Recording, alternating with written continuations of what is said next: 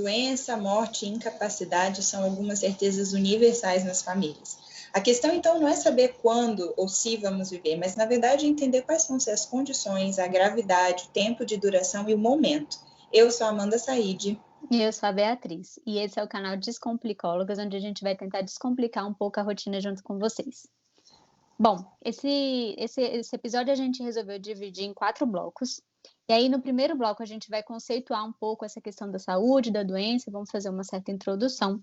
No segundo bloco, a gente vai trazer alguns aspectos da família em relação ao adoecimento.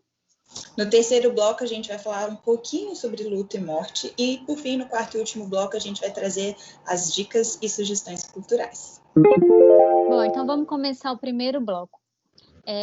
Queria falar antes da gente começar que a nossa ideia nesse episódio de hoje é trazer uma visão bem geral desse processo de adoecimento na família, porque tem muitas especificidades conforme os ciclos de vida, o impacto em cada um mesmo dos membros. Então a gente resolveu trazer isso de uma forma bem ampla, né, Amanda?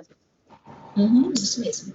Eu acho que primeiro a gente pode pensar em como que quando a gente fala sobre saúde e doença, a gente tem que levar em consideração os avanços tecnológicos que a gente tem no mundo atual, né? Então, várias coisas interferiram para que hoje, por exemplo, a gente pudesse considerar algumas doenças como doenças crônicas, né? Ou seja, que elas têm uma duração prolongada, muito por causa dos exames, né? Das possibilidades de tratamento medicamentoso, né? Das intervenções.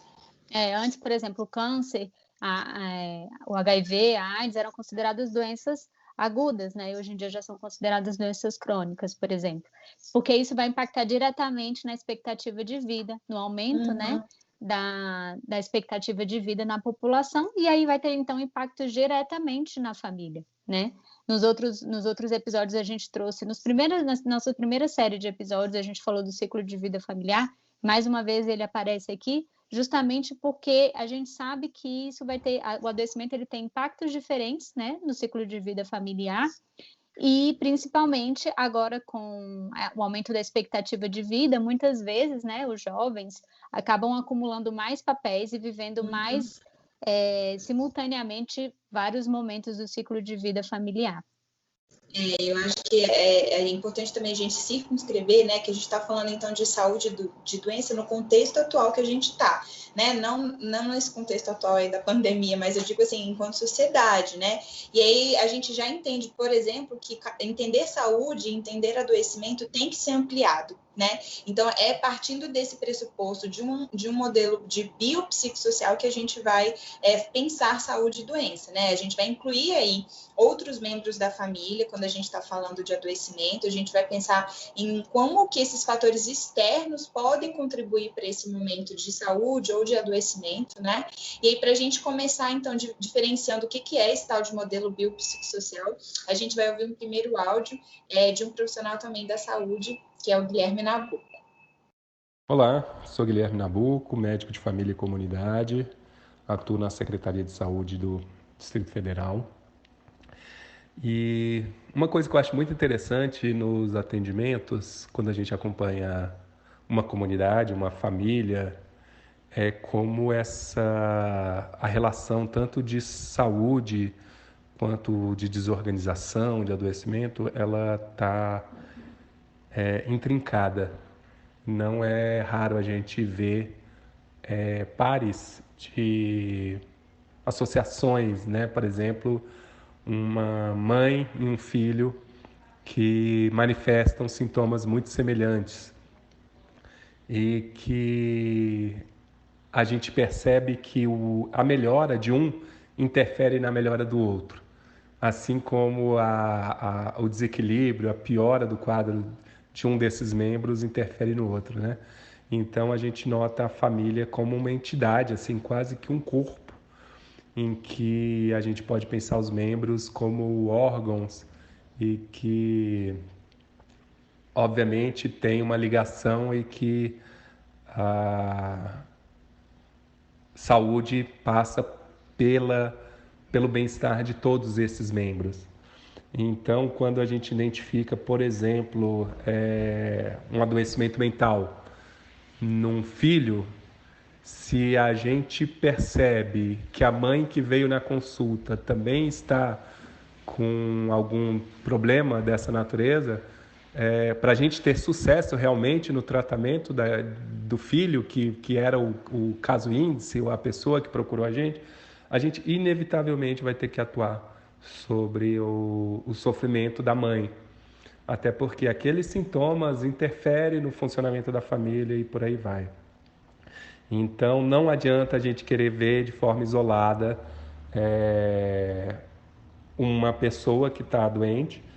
A gente precisa entender ela dentro do contexto que ela está. E muitas vezes a própria busca pela saúde, pela cura, passa também pelo entendimento dessa dinâmica familiar, né? É difícil da gente saber o que é causa e o que é consequência no adoecimento. Por exemplo, o desemprego de um membro da família tem efeito claro, pelo menos inicialmente, no desequilíbrio, no adoecimento dos membros, principalmente naquele que está desempregado. Mas também o contrário pode acontecer. O fato de uma pessoa não estar bem predispõe ela a ter mais dificuldade de se fixar no trabalho. Por exemplo, uma pessoa que está vivendo um transtorno depressivo ou um transtorno de ansiedade, ela pode se tornar incapaz de estar conseguindo levar adiante o trabalho que ela exerce. E assim a gente pode ver o adoecimento provocando, por exemplo, a perda do trabalho. Então é muito difícil a gente saber o que é causa ou consequência. Mas o fato para ter sucesso no tratamento de alguém, para mim é muito nítido a necessidade de olhar a família como um todo e atuar sobre todos eles. Bom, é muito legal, né, a gente contar aí com um depoimento de um profissional da saúde que, no meio de uma sociedade aí que a gente, às vezes, preza tanto pela fragmentação do conhecimento, né, enfim, exerce essa função de médico de família, que é algo muito legal aí que a gente tem no nosso Sistema Único de Saúde. Muito novo também, né? Para quem não sabe, o médico da família, ele trabalha na atenção básica, né? A saúde ela é dividida em basicamente 3 níveis de atenção, que é a atenção primária, secundária e terciária. A atenção primária é a atenção mais básica mesmo do atendimento, mas não deixa de ser básica pela palavra em si, porque é um atendimento Sim. muito complexo, como a gente viu mesmo ele falando, né? É um médico que olha para toda essa família, que faz esse atendimento bem especializado e com uma demanda muito ampla mesmo, assim, né? Bem complexo. Quando fala especializado, não no sentido das especialidades médicas que a gente está acostumado, né, assim, costumeiramente acostumados, assim, né, enfim, mas de ter esse olhar bem atento mesmo, né, de acompanhar. Sim, exatamente. É legal essa visão que ele traz, assim, né, de como que uma parte do sistema familiar, né, um adoecimento, um acontecimento, muitas vezes, ele traz aí até a questão do desemprego, impacta em toda a família, né?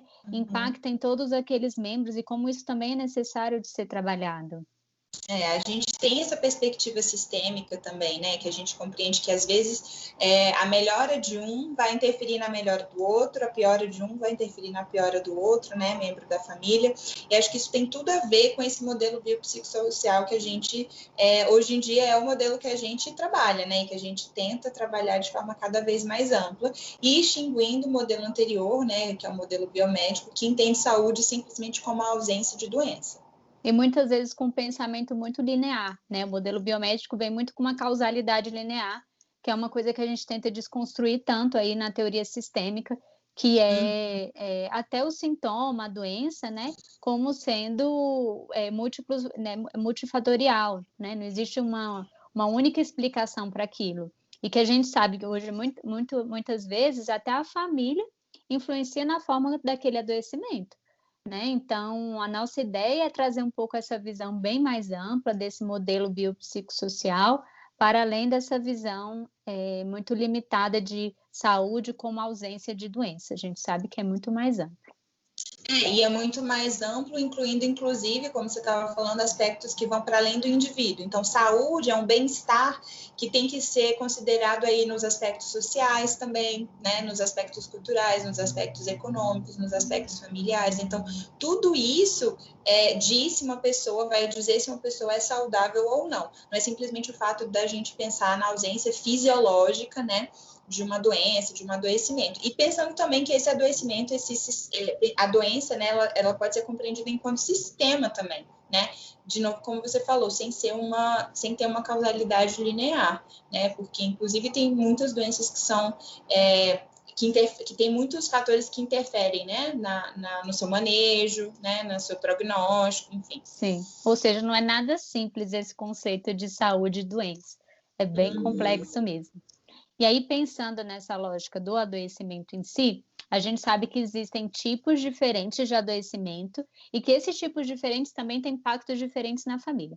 Então, a gente tem as doenças que são agudas, as doenças que são crônicas e as doenças que a gente diz que são episódicas ou até reincidentes. E aí, dentro de cada uma dessas, a gente também tem outras, tem essas categorias também que são diferentes. Mas aí, pensando bem nessa coisa do adoecimento agudo, a gente vai trazer um áudio para exemplificar um pouco como que isso pode impactar na vida de uma família. Olá, meu nome é Camila, tenho 31 anos, sou casada há 5 anos e em março desse ano eu tive Covid.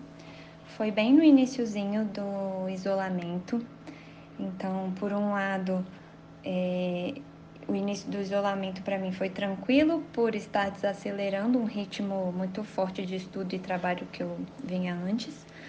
Mas por outro, logo no início eu tive esse resultado positivo de Covid. Então, a minha família e meu marido ficaram bem apreensivos.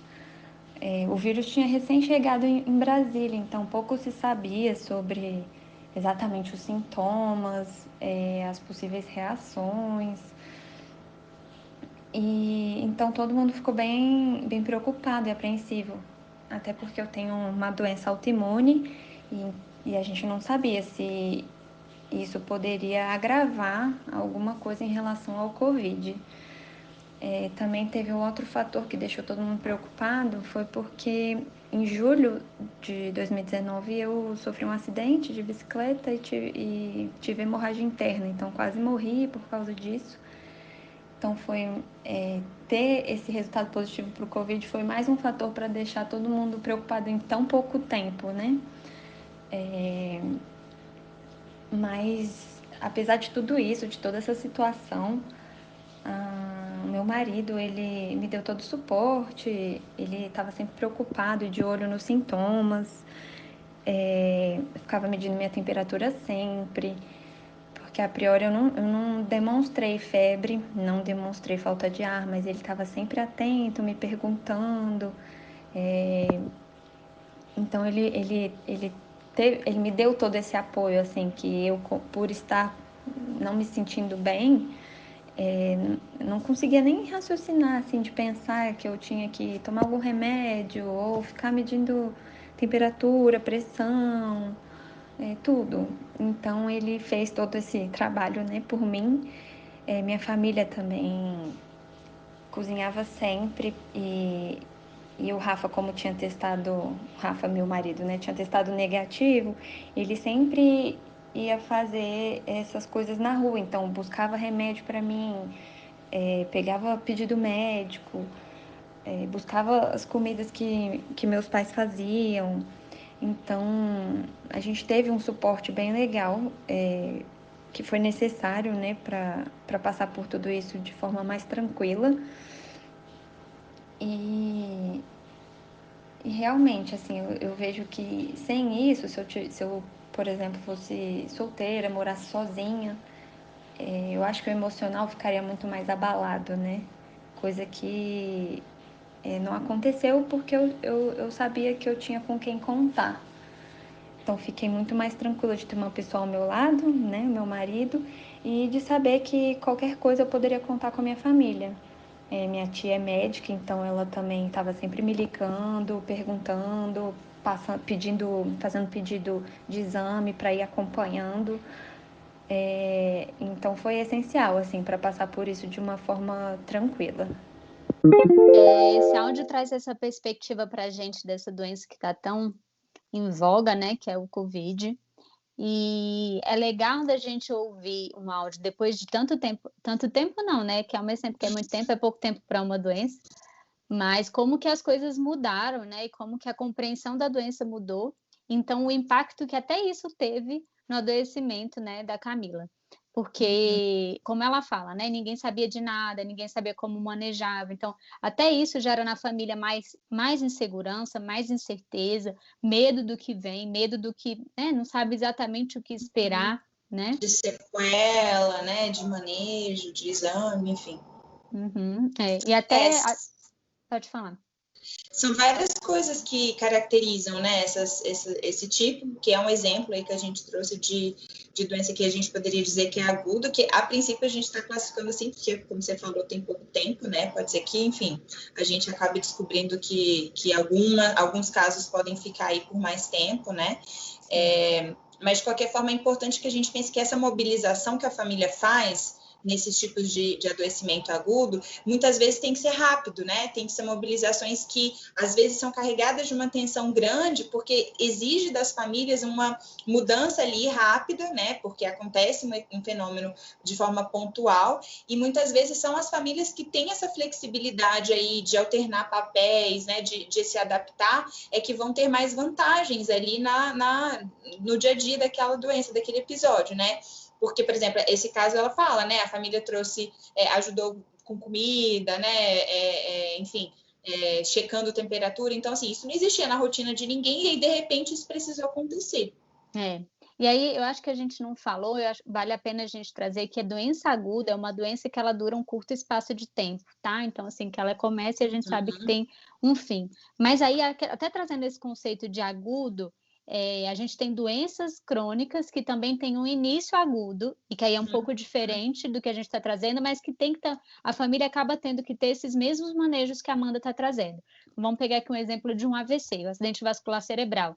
Né? A gente sabe que é uma coisa que acontece de repente e que muitas vezes as sequelas do AVC elas podem ser crônicas e trazer, né, trazer mais cuidados. Mas esse início agudo da doença, né, seja ela uma doença aguda ou uma doença crônica com início agudo, requer todos esses manejos que a Amanda trouxe.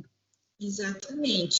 E aí, pode ser, né, que essas doenças que têm essa necessidade aí de manutenção, né, que elas só têm esse início agudo, elas vão, na verdade, requerer dos membros da família uma adaptação que vai ser prolongada, porque pode ser que cada momento, né, do adoecimento exija da família diferentes tipos de manejos mesmo, assim, né? Então, às vezes, a atenção não é a mesma, né, porque, enfim, está acontecendo ao longo do tempo, quando a gente está falando nessas que são crônicas, mas mesmo assim elas exigem mais adaptações às vezes, né? Porque a cada momento a adaptação precisa de adaptação, né? Precisa de uma mudança. E aí bem as doenças crônicas que têm esse início mais gradual, né? Que são as doenças também que são muitas vezes as doenças progressivas, assim, que é, por exemplo, o Alzheimer, o Parkinson, a própria diabetes também, a gente sabe que é uma doença progressiva e que talvez de cara não precise desse rearranjo familiar,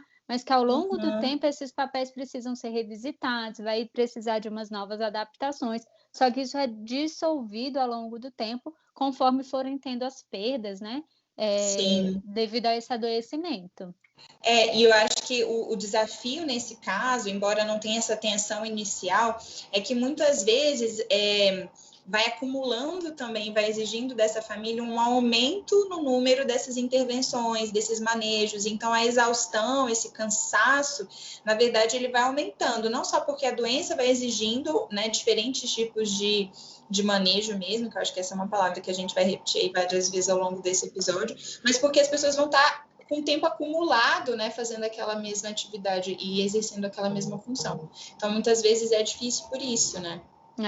E aí, por outro lado, também a gente tem as doenças que a gente diz que são as doenças crônicas, né, que são mais constantes, que na verdade tem algum evento inicial que gera esse tumulto e tudo, mas que depois que tende a se estabilizar. E aí a gente sabe que esse tipo de adoecimento, por exemplo, um ataque cardíaco, talvez tenha que fazer um ajuste inicial, né, pela sequela que teve, mas que depois estabiliza. E aí isso não requer da família tanta mudança, né, e tanta mudança de papéis mesmo, assim, né, tanta atualização. Adaptação. E aí, esse traumas que às vezes, né, gera inicialmente, muitas vezes depois ele se estabiliza e até vira, de certa forma, previsível, né? Então, a gente está pensando em, por exemplo, inclusive, não numa perspectiva de doença, né, mas quando há um trauma, por exemplo, que há a necessidade de amputar algum membro ou que tem alguma paralisia envolvida, né? Tudo isso tende a ficar estável depois de um tempo, embora ali no início são exigidas mudanças importantes, né? E aí eu acho que é importante a gente lembrar do papel do profissional da saúde nesse momento como sendo fundamental até para como essa comunicação vai ser feita para a família impacta diretamente também na forma como ela vai lidar com esse adoecimento, né?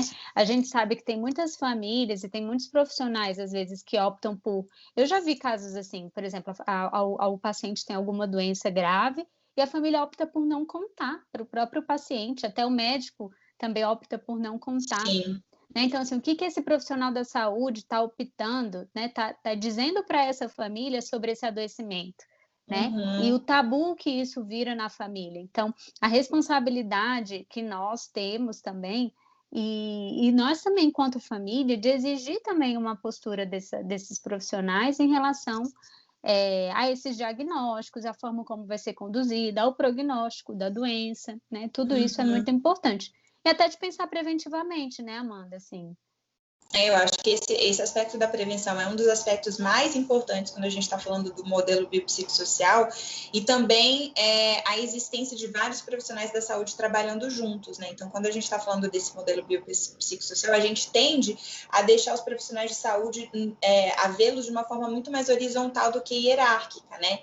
Então, nesse sentido, o médico, ele sim tem alguns conhecimentos que são específicos da área dele, mas o fisioterapeuta também tem, o nutricionista também tem, né? Os psicólogos também tem, e em nenhuma dessas profissões tem um prestígio maior ou menor, né? Eu acho que isso também é um dos pontos importantes, porque muitas vezes também essas doenças, elas exigem um manejo, uma equipe psicossocial, né? Biopsicossocial, porque tem muitos impactos, assim, então vai ter que ter um nutricionista para ajustar a alimentação, que às vezes não é a alimentação só da pessoa que está adoecida, mas é a alimentação de todos os membros da família, ou é uma criança que exige alguns cuidados específicos, né? E isso o nutricionista vai fazer com muito mais, né, experiência, especialização do que o médico, né? Então, nesse sentido, todos são importantes.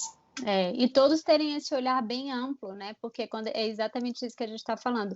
A alimentação de uma pessoa vai impactar em todo mundo que está ali naquela família, né?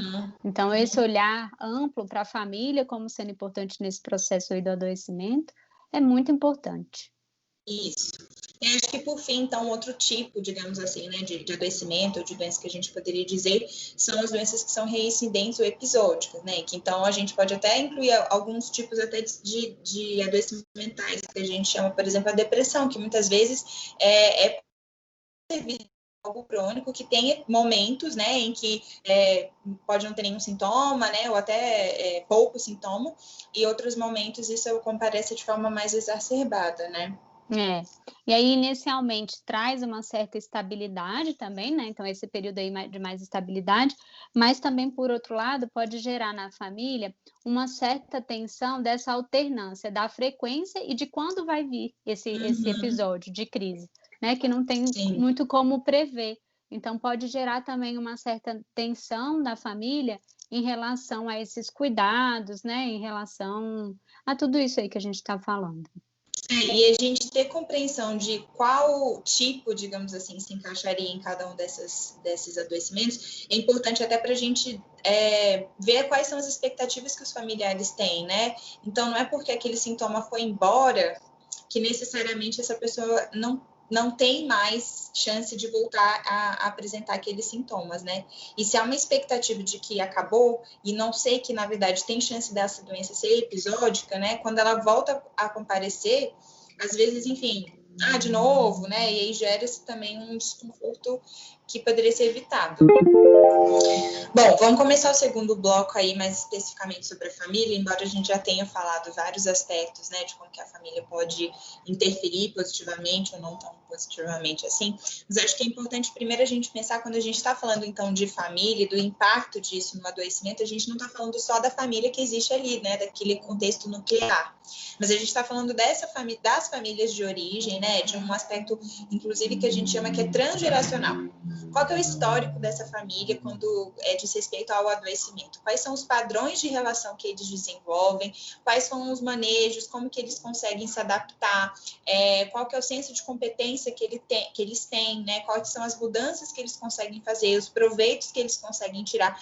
Tudo isso pode nos dar dicas, né? Conhecer esse aspecto anterior pode nos dar dicas de como que essas famílias vão se comportar no momento atual de adoecimento. Uhum. Até mesmo outras crises que são inesperadas aí nessas famílias, como que é a forma de lidar, né? Qual é a forma de enfrentar essas situações, também dizem muito de como essas famílias vão lidar agora nesse momento do adoecimento, né? E pode ajudar muito, inclusive, as próprias famílias a entenderem e tentar pegar uma experiência positiva dessa situação, né? Então, muitas famílias, às vezes acontece, uma família lida muito bem com uma experiência de uma doença que não bota tanto em risco a vida, e aí talvez uma doença que seja mais grave, né, e tenha mais risco mesmo de vida, tem uma maior dificuldade para lidar. Então, a gente tentar pegar um pouco esses aspectos positivos de um outro adoecimento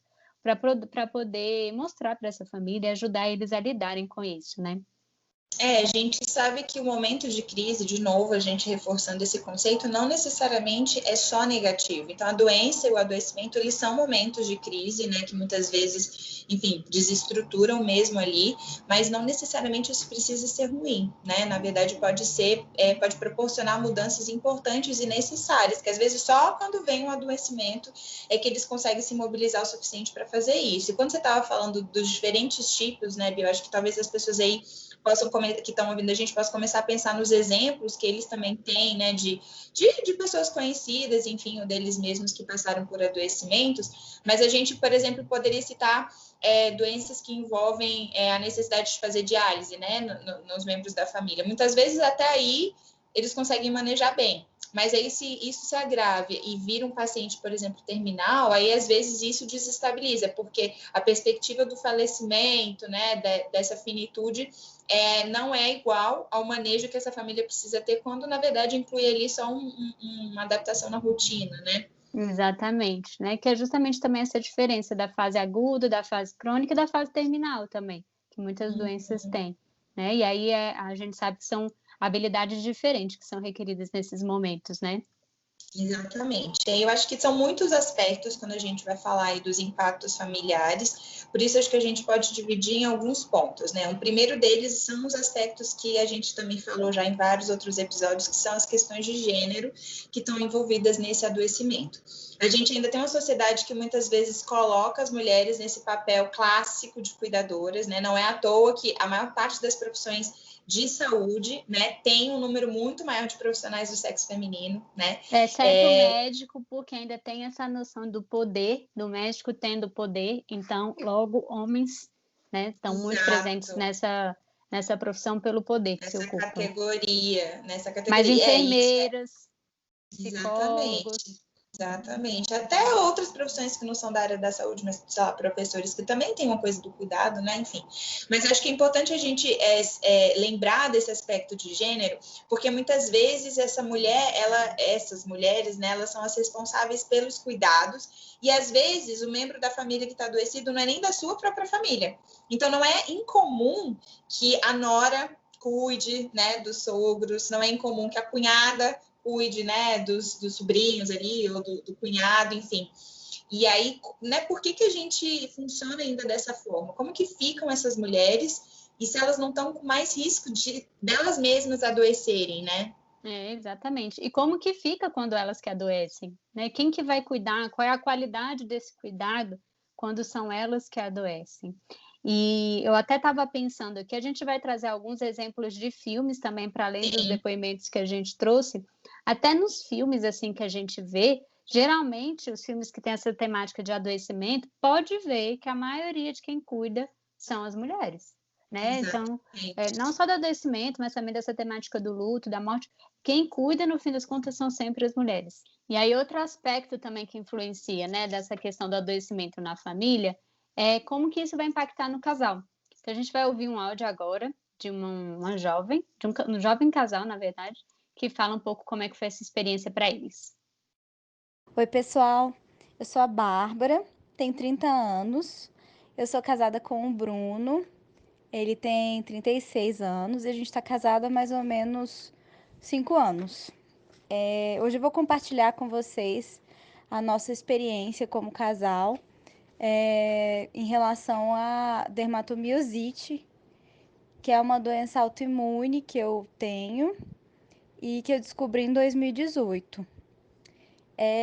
A descoberta foi logo depois que a gente chegou de uma viagem, porque eu tinha perdido bastante força nos músculos dos braços e das pernas. E eu já vinha com algumas manchas na pele e estava tentando descobrir o que era.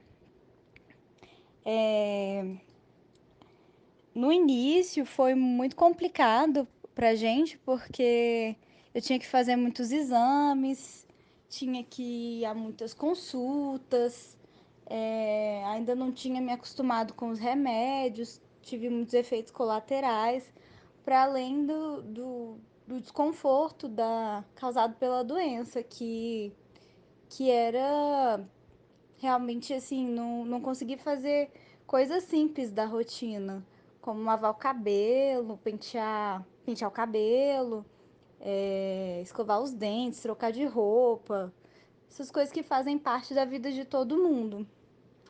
E foi maravilhoso, eu acho, para o nosso casamento ter vivido essa experiência, porque fortaleceu muito os nossos laços, não só como casal, mas também com a família, que eu tive todo o apoio da família do Bruno também.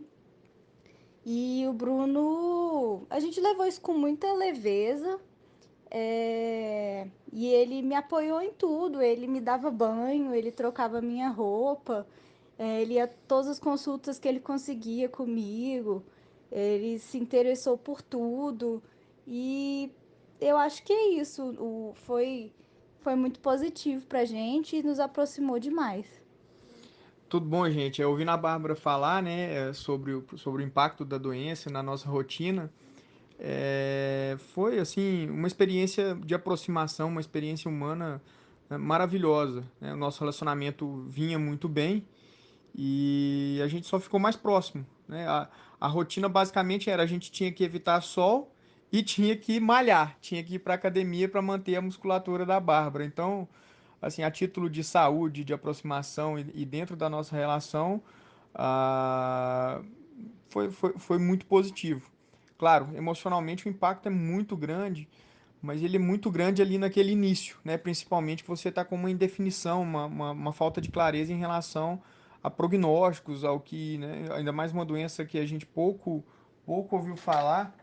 Então isso, claro, né? Redefinimos algumas prioridades, replanejamos algumas coisas, mas tudo isso mostra, né, o quão humano nós somos, né, e quanto a nossa saúde deve ser a prioridade, né, nas nossas vidas. E lidar com isso só trouxe no final das contas, muitas coisas boas. A Bárbara comentou aqui que ela tem, né, eu acho que ela já teve, isso já é uma coisa cada vez mais do passado, e que uma vida mais equilibrada, uma alimentação mais correta e levar a vida nem tão a sério assim, talvez seja um bom caminho também. É legal a gente ver, assim, como uma doença, que muitas vezes aguda, né, de início agudo, porém aí crônica, pode ter um efeito também positivo para o casal, né, e trazer, eles falam, né, que trouxe mais união para eles, né, que eles se sentiram mais fortalecidos enquanto casal, e isso é muito bacana também. Embora seja muito bom saber que a possibilidade do adoecimento não é, né, um fim ali do relacionamento para vários casais, a gente até colocou uma frase provocativa, assim, lembrando daquela promessa, às vezes, que se faz, né, nos casamentos, de amar na saúde e na doença, porque, embora seja realmente lindo que isso possa acontecer, e é muito bacana quando você, enfim, né, tem a oportunidade de ter um parceiro que está ali junto com você mesmo num adoecimento, a gente entende também as dificuldades que existem para isso, né? E a gente não acha que o não cumprimento dessa promessa signifique que a pessoa é malvada, né? Ou que aquela relação não tinha nenhum sentido e a pessoa não valorizou, porque muitas vezes a exigência que esses cuidadores têm tem gente que não dá conta, né? E eu acho que é importante a gente também trazer esse olhar que o impacto para a vida conjugal muitas vezes é muito grande, né, Bia? São muitos fatores que um adoecimento pode prejudicar. A gente está falando aí de um casal jovem, sem filhos, né? Então, isso já é uma condição muito diferente. Quando a gente traz aqui o ciclo de vida familiar, a gente tem que contextualizar esse casal como um jovem casal sem filho, então o impacto ainda é diferente neles, mas a gente sabe que essas incertezas em relação ao futuro, eles falam aí que eles tiveram que adiar alguns planos que eles tinham, algumas ideias que eles tinham, enfim, então isso também afeta. Podem aparecer problemas financeiros, porque às vezes aquela doença demanda, né, um investimento financeiro alto, e aí acaba, ou então porque o parceiro precisa sair do trabalho, né, se ausentar, né, sair do trabalho mesmo para poder se tratar, até as dúvidas em relação à cura, às vezes fica afastado mais dos amigos, dos familiares, isso também afeta a vida do casal. Enfim, são tantas coisas, né, que a gente sabe que o adoecimento também pode ser uma crise no casal, também pode acontecer, né, essa crise, né, na conjugalidade. Eu tô lembrando daquele filme que todo mundo gosta lá da Drew Barrymore, sabe? Da memória. Como se fosse a primeira vez. E que, assim, eu acho que a gente tem que pensar um pouco sobre também a forma como a mídia, né, e a indústria cinematográfica, de literatura, enfim, vendem, assim, algumas dessas histórias, porque você imagina como que não é para aquele cara o esforço que ele não tem que fazer de diariamente plantar aquela história, né, e, enfim, conviver com aquela pessoa que ele precisa constar todos os dias, né? A gente sabe que é ficção, embora seja baseado, né, numa doença que de fato existe, assim, né? Mas é muito romântico, né? Porque, na verdade, não se problematiza todos os ônus, né? E todas as dificuldades que isso envolve. E que se uma pessoa não topar aquilo, ela não é ruim, assim, ela não tem nada de mal nisso, né? Na verdade. Eu estava lembrando aqui também, tem algumas pesquisas que mostram o índice de divórcio no casal quando tem um filho que adoece. Porque aí eu acho que retoma de novo essa questão de gênero que a gente trouxe, essa sobrecarga da mulher no cuidado dos filhos. Sim. E muitas vezes também essa falta de parceria, assim, do homem, muitas vezes que também não sabe lidar com aquela doença, enfim. Mas eu sei que existe um índice alto, agora eu não vou saber precisar exatamente quanto, mas eu sei que tem um índice de divórcio também quando os filhos adoecem, né? E aí já é um impacto diferente do casal solteiro. Sim, e aí quando os filhos adoecem também, dependendo do tipo de família que a gente está falando, pode ter um impacto no subsistema fraternal, né? Que a gente fala que são esses irmãos. Então, muitas vezes tem um que adoece, e aí, às vezes, os pais e o resto da família, a sociedade, enfim, eles depositam uma atenção que às vezes é necessária para essa criança, ou enfim, esse adolescente que está demandando esses cuidados. E com isso, o outro filho, né, ou enfim, outra filha que não tem essa doença, enfim, muitas vezes também acaba ficando prejudicado no sentido aí do investimento afetivo, de tempo, né? E às vezes até apresentando outros comportamentos que poderiam ser vistos como de risco, né? Para demandar um lugar ali, né? Não é incomum até que esses irmãos tenham raiva do outro irmão. Raiva da doença do irmão, né? Porque eles ficam de fato num lugar mais secundário, assim, né? Quando a gente fala que é importante ter esse equilíbrio entre os irmãos, quando vem uma doença desequilibra isso totalmente. Eu lembrei daquele filme O Extraordinário, que o menininho, né? Ele tem uma síndrome, eu acho, não sei, uma condição. E aí a irmã dele fala em determinado momento lá como que isso impacta na vida dela. Acho tão significativo isso no filme. Sim. E ela é a irmã mais velha, nesse caso, né? E tem o outro caso, que é a irmã mais nova, que na verdade é a provedora de diversos órgãos e tudo mais para a outra irmã, não é? Uma prova de amor, né? Sim. Então, E enfim. ela contesta, né? Tipo assim, como que vocês me tiveram para poder fazer isso, assim, né? Então também é uma outra coisa bem específica aí da gente lembrar. Sim, aí tem várias questões éticas nesse, né, que são envolvidas, enfim. Mas, de toda forma, é isso. Dependendo do ciclo de vida que essa família tá, da idade desses filhos, né, ou da idade dos pais, isso pode ter um impacto. Então, por exemplo, quando a gente está falando aí, retomando aquele conceito, né, da família que está no momento que os filhos saem de casa, do chamado ninho vazio. Às vezes, há um sintoma que, às vezes, nem é adoecimento, mas, enfim, há uma doença ali nos pais que muitas vezes acaba interferindo nesse momento de saída de casa dos filhos, né? Então, eles acabam retardando esse momento.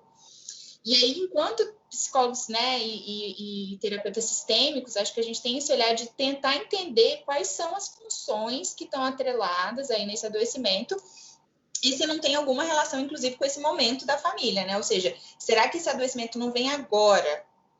Né, para de alguma forma também aí ser um outro elemento para evitar ou para adiar essa saída de casa. E aí a gente não está falando dessa causalidade linear, assim, que a pessoa só vai adoecer para evitar que isso aconteça. E nem de propósito, nem né? de propósito, consciente, enfim.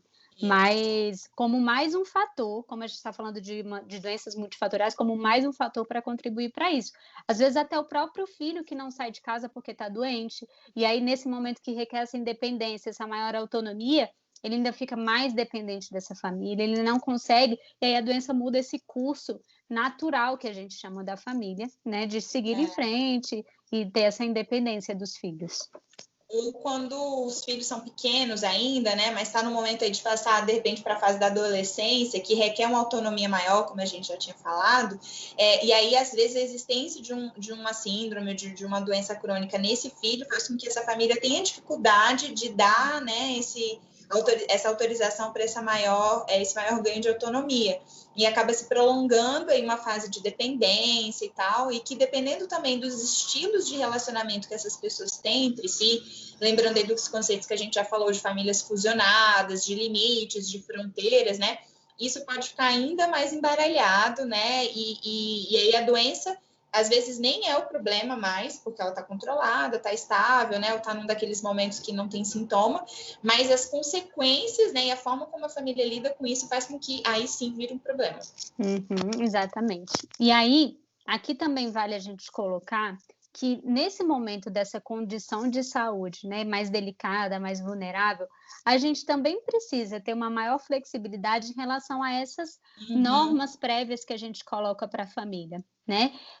Aqui as coisas mudam bastante, então não dá para a gente ser engessado e falar que dá para aplicar as mesmas coisas para uma família saudável e uma família que está vivendo uma condição de saúde. Então, por exemplo, pode ser que tenha um dos pais esteja doente, né, como a gente falou anteriormente, e aí é necessário talvez que em algum momento o filho mais velho, que já seja, né, adolescente, de repente, ele ocupe algumas funções mais adultas na família, para essa família minimamente continuar tendo um bem-estar, né? Às vezes um filho mais velho, às vezes os avós, que têm função de avô e não pai, às vezes eles começam a ocupar esse outro papel, né, mais parental, e aí nem por isso a gente vai dizer que esses filhos estão parentalizados, né? Que eles estão sendo colocados no lugar errado. Porque a gente sabe que nesse momento, muito especificamente, é importante para aquela família que esse filho ocupe esse lugar.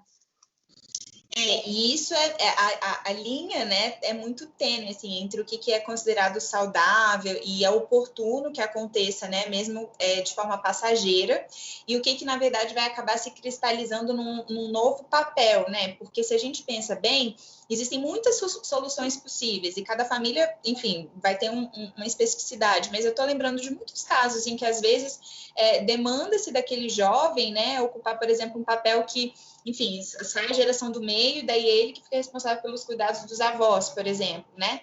No momento em que, enfim, ele tem tios, por exemplo, né? Que esses tios já têm família, já têm emprego, já têm uma vida, e aí esse jovem é que acaba atrasando o seu momento de virar jovem adulto, de constituir sua própria família. E aí entram vários conceitos, né, que a gente sempre trabalha, de lealdades, né, e dessas promessas, assim, invisíveis que às vezes acontecem. E então é difícil a gente também dizer que é natural que essa troca de papéis aconteça de forma permanente e que isso signifique saúde, né? É sempre importante olhar caso a caso, porque sempre tem mais de uma forma da gente resolver as coisas, né? Sempre. Claro, e aí, mais uma vez, a importância de ter uma rede de apoio e ter uma família extensa ali presente ajuda muito, inclusive, nesses papéis, nessa flexibilização, nessas coisas que sejam mais momentâneas, né? Então, tudo isso, ter essa rede forte ajuda muito nessa adaptação ao momento de doença. Exatamente. E quando a gente está falando de rede, a gente também lembra que comunicação é um outro aspecto que precisa estar presente. Então, não adianta ter muita gente na família, né, se a comunicação entre essas pessoas não é clara, né, e se a gente não dialoga e não tenta fazer as adaptações necessárias com a presença de todo mundo, assim, né, ou do máximo de pessoas possíveis, enfim. A busca das soluções precisa ser compartilhada e a gente não pode, ou na verdade existem muitos prejuízos quando as pessoas colocam como se fosse um tabu aquele assunto e aí cada um resolve internamente do jeito que dá conta, né? E isso não é partilhado. Isso é um problema.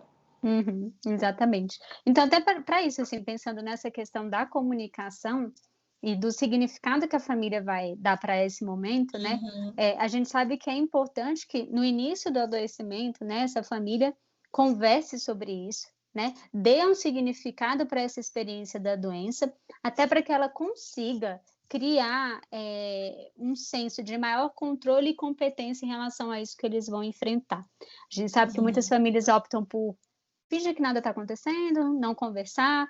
Eu até estava lembrando aqui de um exemplo que eu já vi. Às vezes acontece assim, de não resolver, não contar para os filhos também sobre o adoecimento de um dos pais.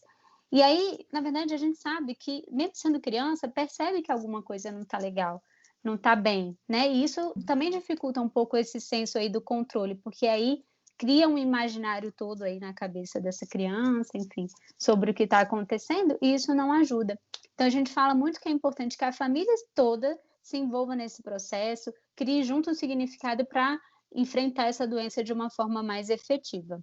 É claro que dependendo da idade desses filhos, né, a forma e o tanto que se vai falar, né, vai ser, né, vai depender. Mas eu acho que quando a gente está falando de adoecimento, de novo, prezando por esse modelo biopsicossocial, e a gente está falando de rede, a gente tem que lembrar também dos profissionais que muitas vezes são imprescindíveis para que isso aconteça.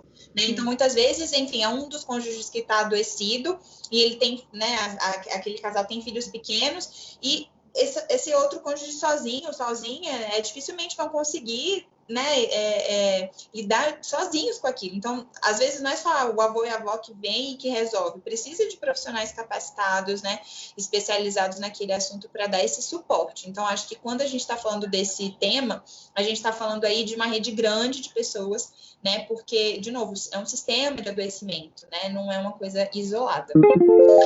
Bom, vamos começar então o terceiro bloco falando de luto e de morte. A gente sabe, na verdade, que esse é um assunto vasto, que a gente poderia gastar um episódio inteiro falando nisso. Inclusive, se vocês aí tiverem mais interesse, falem com a gente pensa em fazer isso, né, com mais depoimentos, com coisas mais robustas, mas não podia deixar de ter esse assunto nesse tema sobre saúde e adoecimento. Então, quando a gente está falando de luto, a gente entende que esse é um processo muitas vezes necessário e que, na verdade, a forma como a gente lida com isso vai depender de várias coisas. Vai depender da sociedade que a gente vive, das crenças religiosas, né, de como que a nossa cultura entende, né, e aí, dependendo se é cultura ocidental, se é cultura oriental, isso também tem diferença. Muda de indivíduo para indivíduo, muda dependendo do momento de vida que a família está. E a forma como os processos familiares também se dão vai interferir muito em como esses indivíduos vão encarar esse processo que, na verdade, é natural. Uhum. E aí, quando a gente fala de luto, a gente não está falando de luto só em relação à morte, mas a gente está falando em relação às perdas, né? A gente falou anteriormente, as doenças em si, elas já trazem muitas perdas, e por isso, muitas vezes, a gente já vive o luto enquanto a pessoa ainda está viva. Né? Então, o luto ele existe em várias situações diferentes da vida. Tem uma frase que eu gostei bastante, que eu acho ela importante da gente trazer, que fala um pouco do que significa o luto, né? Que é o seguinte: todas as perdas requerem um luto que reconheça a desistência e transforme a experiência para que possamos internalizar o que é essencial e seguir em frente. Eu acho que é bem isso, assim, o luto, por isso que o luto é importante, para que a gente, na verdade, consiga reconhecer tudo que a gente passou para poder seguir em frente, porque a vida continua para quem ficou. Exatamente. Quando a gente fala de existem aí, né, a gente tem aí um arcabouço teórico que fala de algumas fases que incluem esse processo. A gente está dizendo que às vezes é importante um ritual para isso, né? Muitas vezes a gente tem na nossa sociedade, né, os velórios, os enterros, as despedidas, né, cremação, enfim. Mas a gente está falando, na verdade, de algo que acontece de forma processual e nem sempre essas fases que a gente vai falar acontecem também de forma linear, né?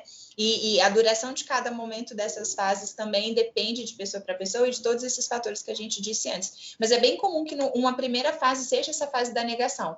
Não, eu não tenho essa doença, não, né? Meu pai não está em estágio terminal, não, né? Não vou precisar amputar esse membro, enfim. Então, vocês percebam que esse processo de negação não é só da morte, né? E até na morte de negar que aquela pessoa tenha morrido também. Né? De não aceitar a morte da pessoa. E aí esse não aceitar entra nessa segunda fase, muitas vezes, que é essa fase da raiva, né? De você, enfim, ficar com muita raiva daquela notícia, né? Então você primeiro não queria aceitar, agora que você aceitou, na verdade tem um sentimento negativo, né, diante daquela notícia. Que é a raiva. Depois vem uma fase mais de negociação e barganha, que a gente fala, né? Que muitas vezes é até uma negociação com Deus, que muita gente fala, né? Não, então se passar por isso, então a gente vai fazer tal coisa, né? Então, enfim, é uma fase mesmo de negociação em relação ao adoecimento ou até muitas vezes em relação à morte. Exatamente. Aí, às vezes, depois disso, então vem esse sentimento agora diferente da raiva que a gente poderia chamar aí de depressão, mas é uma tristeza em relação àquilo que aconteceu, né? Então tem um humor meio rebaixado aí, que também é algo natural. E aí sim, depois disso tudo, muitas vezes acontece a aceitação. Tô lembrando até quando a gente falou sobre divórcio, sobre, né, as separações, às vezes elas também passam por esses aspectos, porque também, às vezes, há o luto de uma relação que não existe mais. É uma perda, né? É uma perda, não deixa de ser, né? Por isso que a gente fala. E essas fases a gente pode ver como elas são importantes até para aceitação, muitas vezes, né? Para a pessoa conseguir aceitar, às vezes é necessário também que ela passe por todo esse processo, né? E isso requer tempo, enfim. Isso varia de cada um. Exatamente. E aí, quando a gente fala que esse luto às vezes começa já no processo de adoecimento, especialmente com alguns tipos de adoecimento, já tem perdas, né? Então, por exemplo, quando a gente está falando de uma doença degenerativa como o Alzheimer, às vezes chegam numa fase em que as pessoas não reconhecem mais, né, os outros familiares, enfim. E aí, naquele momento, às vezes, é um começo de um luto porque você não tem mais a sua mãe, porque você não tem mais o seu pai que você tinha, né? Agora vai ser uma outra pessoa, assim. Então, na verdade, às vezes isso acontece antes, né? E quando acontece antes, dependendo dos adoecimentos, às vezes até esse processo de aceitação vem mais rápido, porque ele, na verdade, já começou antes, né? Exatamente. E aí até uma aceitação de que esse processo da morte foi, né, assim, veio no momento certo, foi necessário, que aquela pessoa já estava sofrendo, né? Então, muitas vezes pode até facilitar isso que a Amanda falou, a aceitação, né? E aí a gente sabe que a morte em si, ela acaba trazendo vários desafios que vão exigir essa adaptação e organização, muitas vezes imediata e também a longo prazo, né? Exatamente. Então, além disso, ela também traz algumas mudanças nas definições de identidade e também de objetivos dessa família, porque o simples fato de um membro sair muda tudo. Exatamente. E aí as famílias vão ser exigidas, né, de alguns aspectos, algumas características, alguns processos, né? Acho que o primeiro deles é o reconhecimento disso que aconteceu, assim, né? Então, é uma experiência que muitas vezes, inclusive, a gente tem dificuldade de compartilhar com as crianças, né? Porque tem esse receio de que a introdução desse tema gere sei lá, traumas, né, e coisas nesse sentido, mas como a gente falou no início do episódio, né, o adoecimento, a morte são processos naturais, né, então a gente encarar isso com naturalidade, eu acho que é importante. A gente estava conversando aqui antes, eu lembro, por exemplo, do enterro da minha avó materna, eu tinha menos de 7 anos, assim, e eu não tenho uma lembrança negativa disso, assim, eu lembro de ver minha mãe chorar, né, era ainda em casa, assim, né, aquelas coisas de cidade pequena, mas não me recordo disso como algo negativo, na verdade. Eu entendi o que aconteceu, assim, acho que essa sinceridade é importante até para a elaboração dos pequenos, né? Exatamente. E aí, aqui a gente diz que, na verdade, o que pode impactar nas crianças, elas não vão ficar feridas, não é pela experiência que elas vivenciaram, mas é justamente elas podem ficar feridas pela ansiedade de quem sobreviveu, né, dos outros membros da família.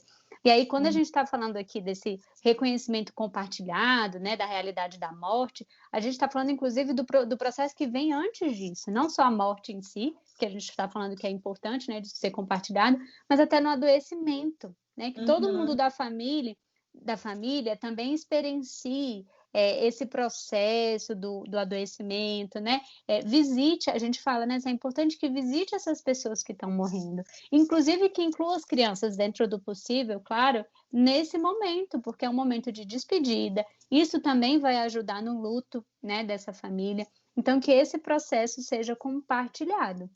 E aí, claro que a forma como cada família vai lidar, né, ou como que eles estão ouvindo aí isso que a gente está dizendo, também diz da dinâmica que eles têm, né? Então, pode ser que tem famílias que acham que isso não cabe, né, ou que só a partir de tal idade, e isso é uma coisa que fala da forma como eles se relacionam com aquele assunto, né?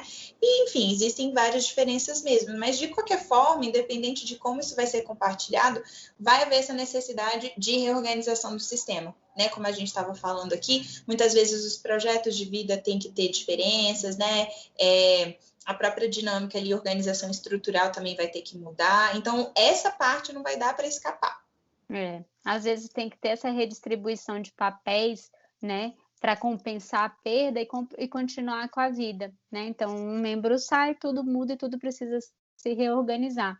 Então, essas duas tarefas que a gente chama, né, elas são importantes que a família consiga fazer para poder lidar com o luto de uma forma mais eficaz e mais eficaz mesmo.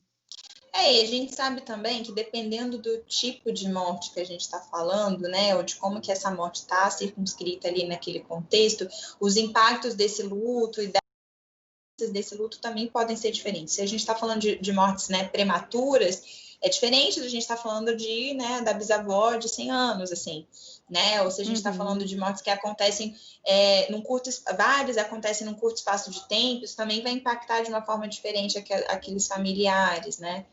Às vezes até uma morte que vem junto com um momento de muita mudança do ciclo de vida familiar também tem uma outra experiência diferente. Então, assim, é muito vasto esse assunto, e aqui a gente optou justamente por pincelar e trazer alguns aspectos principais desse tema para falar, mas se vocês quiserem, depois comentem aí com a gente que a gente pode investir mais tempo para conversar sobre isso. Então vamos começar aí o quarto e último bloco, e hoje preparem aí o caderninho, anotem no celular, enfim, que a lista é grande, né, Bia? Nossa Senhora, aí é muita coisa para falar. Então vamos lá, de livro a gente pensou primeiro num romance que na verdade tem alguns aspectos autobiográficos, acho que é por isso que ele também é legal, que se chama Altos Voos e que é da Libris, é um livro de 2014 do Julian Barnes, e enfim, fala de um casal, né, um novo casal, mas que tem aí alguns aspectos do luto de uma relação anterior, então ele é meio poético, enfim, acho que vale a pena. E, Bia, o segundo não é um romance, né? Não, o segundo livro chama A Morte é um Dia que Vale a Pena Viver. É de uma médica chamada Ana Cláudia Quintana Arantes. Ela é uma médica que trabalha nos cuidados paliativos dos pacientes, né, com doenças terminais. Os cuidados paliativos também têm a ver com pacientes que estão em estado terminal. E aí ela fala um pouco da experiência dela, das coisas do que ela percebeu em relação a esse processo da morte, dos arrependimentos dessas pessoas. Então é legal porque é um tema que é legal da gente pensar como também que a gente quer viver isso. Exatamente, e para quem tem interesse, na verdade ela também tem um TED Talk, né?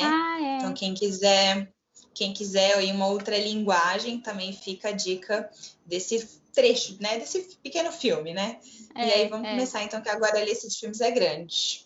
A gente começou pensando aqui, né, por ordem, gente, consegui tirar da Bia aí os anos 90, então a gente já começa com o primeiro de 2001. Você sabe que eu pensei nisso também. Falei, olha, não teve nenhum dos anos 90. Triste. Mas vai ter, depois eu vou lembrar.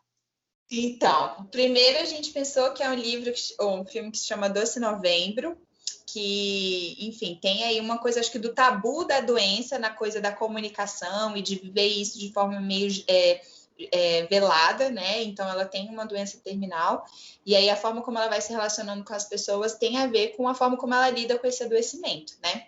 O outro que a gente pensou de 2004 é Como Se Fosse a Primeira Vez, que a gente já citou aí durante o episódio, né, de como que tem uma condição e como que isso vai afetar aí o nascimento de uma relação, na verdade, claro, de forma bem romantizada, a gente, né, precisa fazer esse adendo aí.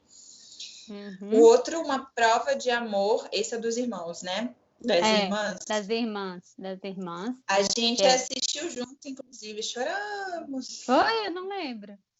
É lindo esse filme, é lindo. Quando tinha cinema no Brasília Shopping. Nossa, enfim, é de 2009, e aí também a gente comentou sobre ele ao longo do episódio, né? Mostra uma filha que nasce com uma condição que, na verdade, exige diversos transplantes e uma condição, assim, bem grave, e aí o casal opta por ter um outro filho com a esperança, né, de que esse outro filho, que nasce uma menina também, né, vá poder prover a irmã com algumas transfusões, material genético e tudo mais. E aí tem todo esse dilema ético e a relação delas aí nesse meio. O outro é Amor e Outras Drogas, que na verdade é uma comédia romântica de 2010, né? Assim, tem um pouco também dessa questão do tabu, né? De como que as pessoas lidam, às vezes de forma meio velada com esses adoecimentos, né? Mas tem uma doença degenerativa aí na história. E na verdade a gente até deixou de fora, né, Bia? Várias comédias românticas e esses filmes que até são baseados em alguns livros de adolescências, assim, que fala desse processo aí de adoecimento e desse romance no meio do adoecimento, tipo A Culpa é das Estrelas e tal, então também tem esses aí. Sim, é verdade, agora você lembrou. Bom, outro filme aqui é o Amor, é um filme francês de 2012, ele concorreu e ganhou um Oscar de melhor filme estrangeiro em 2013, e aí ele vem tratar aqui como que uma família lida com a doença degenerativa, né? E o impacto que essa doença degenerativa tem em cada membro dessa família e nas relações familiares. É bem bacana esse filme aí, vale a pena assistir. O outro filme é O Lado Bom da Vida, de 2012, também concorreu ao Oscar, nem sei se ganhou, mas também concorreu. E aí traz um adoecimento que é o adoecimento mental, né? De duas pessoas, também traz aí como que esses adoecimentos mentais impactaram na relação conjugal deles, né? Deles separado, da relação deles com a família. É bacana também da gente ver. Outro filme, Para Sempre Alice, a gente já falou dele, Amanda, em algum episódio. Nesse episódio. Não, mas acho que a gente já trouxe ele como dica de outro. Bom, mas enfim, vale a pena trazer. Vale a pena trazer, principalmente por ser uma doença degenerativa, ele é de 2014, por ser uma doença degenerativa precoce, né? E aí, muitos aprendizados, traz esse componente do gênero, né? Traz esse componente do gênero que a gente mencionou aí ao longo do episódio. Sim, exatamente. Outro filme muito bacana é o 7 Minutos Depois da Meia-Noite, de 2016. Esse filme aqui, ele é bem, sei lá, meio assim, meio surreal, um trem meio de fantasia, mas ele vai trazer o impacto da perda do pai para um menininho. E aí do processo do luto dele, acho que é por isso, inclusive, que ele é bem diferente, assim, traz uns aspectos tipo monstros e tal, porque eu acho que é um pouco a visão, né, de uma criança, de um adolescente desse momento. Outro filme é Beleza Oculta, de 2016, com Will Smith. Esse filme, eu acho que eu esperava mais dele. Mas eu adorei. É muito lindo, assim. E aí fala desse processo... sobre luto, né? De luto. do pai, né? Sim, de uma perda prematura, né? Assim, de uma criança que falece, enfim, mas acho que é muito legal, assim. Esse é um dos filmes que no final você fala, "Ah!" E aí eu gosto disso. Não, é legal, é legal. Acho que eu fui com tanta expectativa que eu esperava É. mais, mas é muito O bom. trailer, né? O trailer promete. Exatamente. Outro filme que a gente já comentou também durante o episódio é O Extraordinário, de 2017, que traz um pouco do adoecimento de uma criança, mas também do impacto disso na família e nos irmãos. E o último, que é o 11º, tá, gente? Filme que a gente está indicando. Como Eu Era Antes de Você, de 2016. Fala aí, Amanda, um pouquinho. Também tem uma questão assim de conjugalidade. Ele também tem livro para quem preferir. Inclusive, nos livros tem até uma sequência. Acho que não sei se eles fizeram sequência no filme, mas eu sei que tem sequência de livro. E fala muito também de como que se lida, né, com um estado assim de paralisia, né, que é o que acontece, e como que a vida às vezes perde sentido, né, para algumas pessoas que passam por esse momento, embora, enfim, tenha aí várias doses de vida nessa história. E aí, enfim, a gente falou que deixou de fora esses conteúdos aí que tem, né, a Culpa das Estrelas, tem outros, assim, mais desse juvenis, né, mas acho que é importante a gente ver essas histórias também com um certo olhar crítico, né, assim, de por que no meio desse adoecimento tem essa dose, essa pitada aí de romance, né, quando muitas vezes isso esconde, né, um desafio muito grande, como a gente falou aí ao longo do episódio todo. Mas, enfim, para quem é de série, também tem uma que a gente gosta bastante, que é Modern Love, e aí tem um episódio específico, que é o 3º, que vai também trazer a perspectiva do adoecimento mental, né, dos transtornos bipolares. É bem bacana esse episódio mesmo. Bom, acho que por hoje é isso. A gente agradece mais uma vez. Uma coisa que a gente não agradeceu, mas vamos agradecer agora, são os depoimentos de todas as pessoas que participaram. Foram muito importantes, a gente agradece. E é isso. Se vocês quiserem saber mais desse assunto, não deixem de comentar para que a gente invista isso em outro momento. É isso. Esperamos que fiquem todos saudáveis. Até a próxima, pessoal. Tchau, tchau.